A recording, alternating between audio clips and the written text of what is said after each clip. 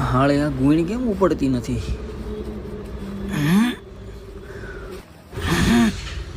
આમને બળ કરીશ તો વયું જાય, કા કરવું જોઈએ.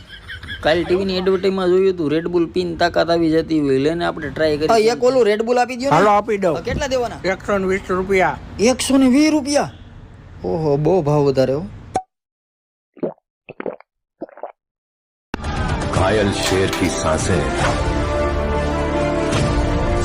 उसकी दहाड़ से भी ज्यादा भयानक होती है। लेकर आने वाले होते हैं गैंगस्टर।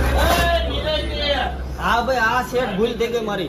શેઠ પૈસા લે આ 10 ગુણના 20 રૂપિયા. શેઠ 20 રૂપિયા જ કેમ?